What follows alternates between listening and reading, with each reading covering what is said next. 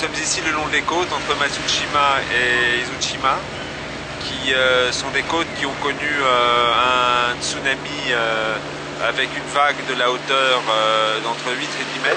Nous avons eu pour la France une réaction fondée sur un sentiment de proximité et de solidarité extrêmement fort.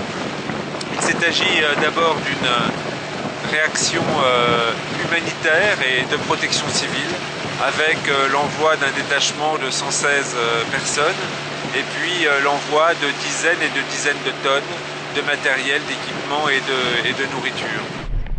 Donc mission reco de sa maison. D'accord. Je vous rappelle, vous faites des appels, les appels c'est IMASC. La priorité c'est d'abord les habitations, d'accord. Parce que sous les décombres des habitations potentiellement il peut y avoir du monde.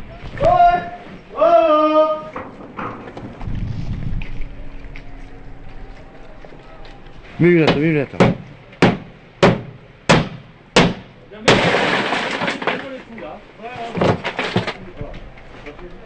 en copie de la population.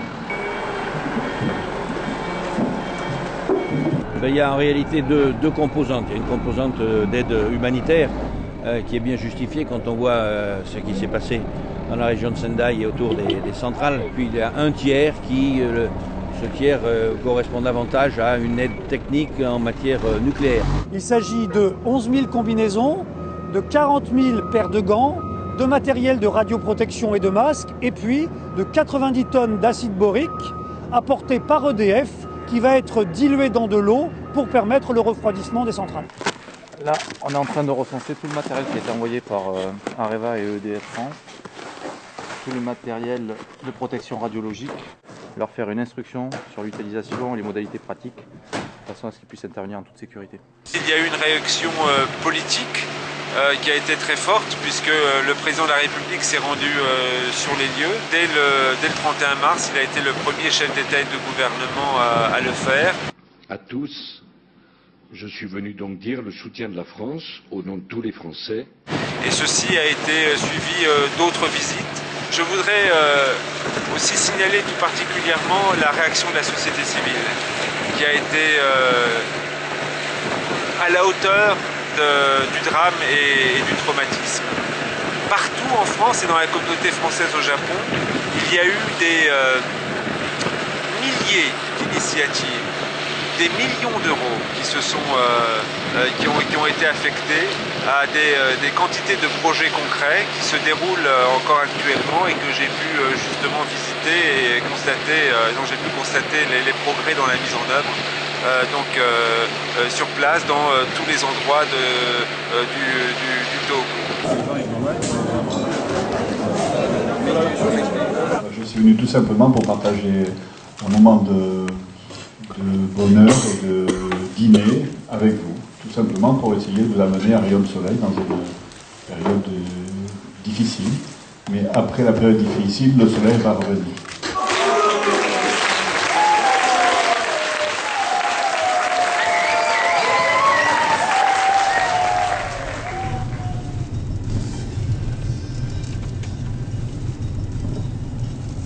Simplement, là, il s'agit des relogements provisoires qui ont été organisés dans l'ensemble de la région.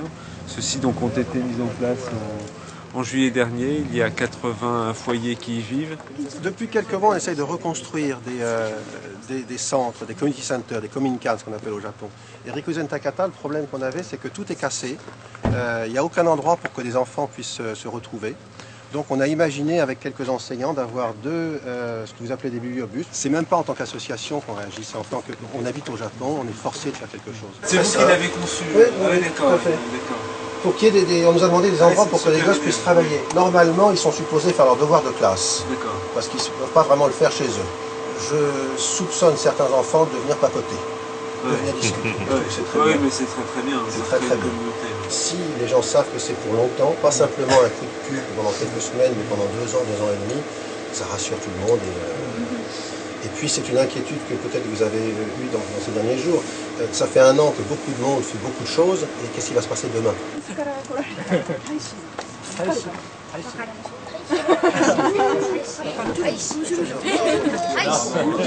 Et puis je voudrais dire un mot tout particulier de la réponse dans le domaine de la culture.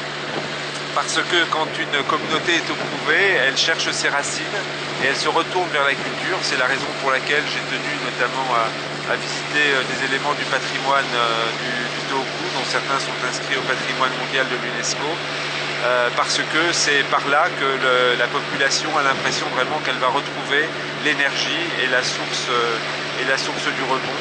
Et nous avons eu un accompagnement culturel fidèle à cette tradition de l'action extérieure de la France en matière culturelle très forte ici. Il y a eu des concerts, il y a eu des danseurs étoiles de l'Opéra de Paris qui sont venus ici dans cette région pour donner des masterclass. Et puis il y a une magnifique exposition du Louvre qui se déroulera du mois d'avril jusqu'en septembre dans les 3 préfectures donc, du Tohoku, donc, qui circulera et qui je crois aura un très grand retentissement et sera vraiment de nature à redonner encore plus de confiance à cette population. Ce système contre les tremblements de terre, c'est très particulier.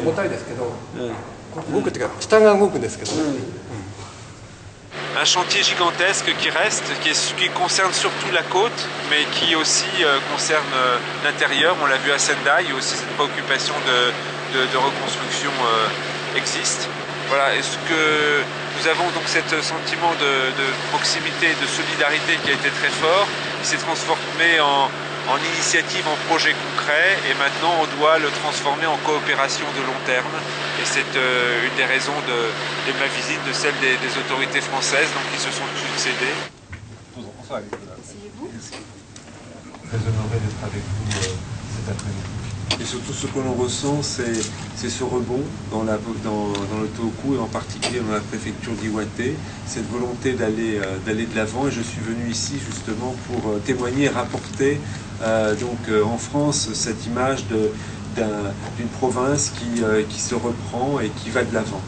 Vous avez ici donc à l'approche de ce port qui est le port de Sendai, un exemple de ces montagnes et de ces tas de débris que l'on trouve un peu partout dans la région, qui attendent d'être traités. Et c'est une des préoccupations principales des habitants parce que ils sont toujours face à ces débris et donc l'impression que les choses avancent peut-être de ce point de vue trop lentement, et tant que ces débris seront là, ça montrera que tout n'est pas réglé et que il leur faut encore travailler.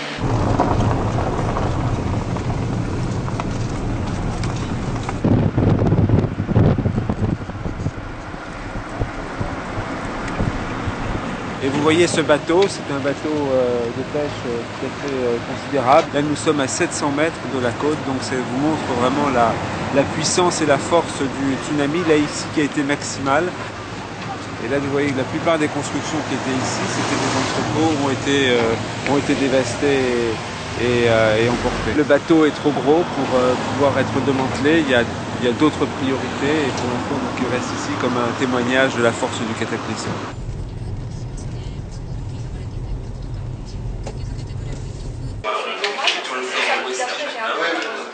Un an, jour pour jour, un terrible séisme a frappé le Japon. Nous avons appris quelque chose de très important qui est le courage.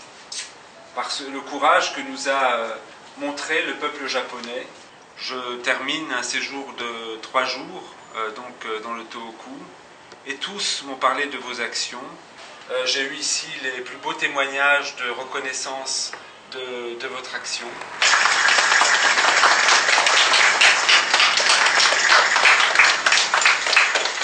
C'est Gambaro Sendai, courage Sendai.